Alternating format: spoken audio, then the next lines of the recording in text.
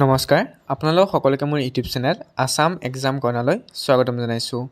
SCET ডিএলএডৰ round 1ৰ এডমিশ্যনৰ পিছত যিখিনি চিট ভেকেণ্ট থাকি গৈছিলে তাৰ ভেকেঞ্চি লিষ্ট পাব্লিছ কৰা হৈছে।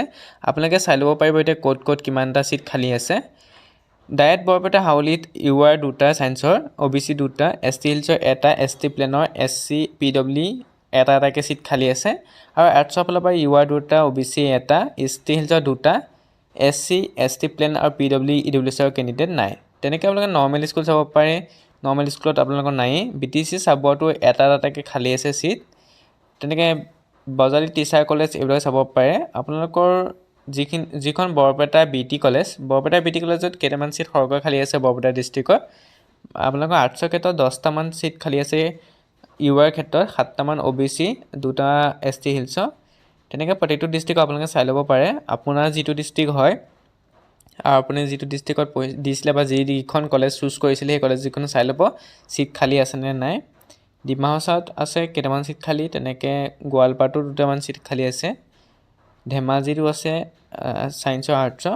মানে আপোনালোকৰ ছেকেণ্ড ৰাউণ্ডত কিছুমানৰ নাম আহিব, প্ৰায়সংখ্যকে নাম আহিব।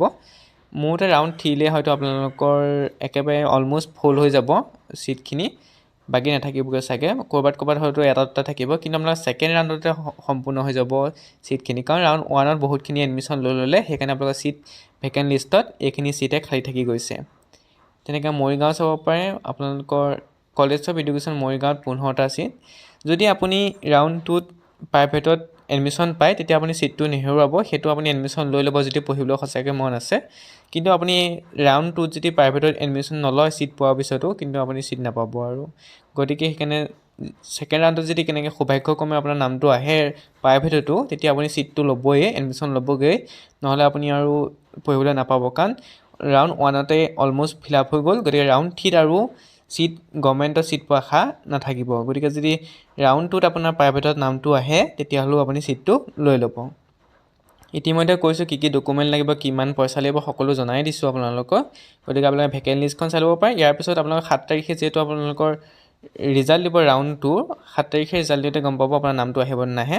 আৰু যিখন কাট অফ লিষ্ট দিছে আপোনালোকে ৰাউণ্ড 1ৰ পিছত, সেই কাট অফ লিষ্টখন আপোনালোকক মই ভিডিঅ' যোগে দি আছোঁ। অলপ পিছত আপোনালোকে পাব কাট অফ লিষ্টখনৰ, প্ৰত্যেকটো ডিষ্ট্ৰিক্টৰ কাট অফ লিষ্ট কিমান গ'ল, কাট অফ কিমান গ'ল ৰাউণ্ড 1ৰ এডমিশ্যনৰ পিছত, সেইখিনি মই আপোনালোকক ভিডিঅ' যোগে অলপ পিছত দি আছোঁ।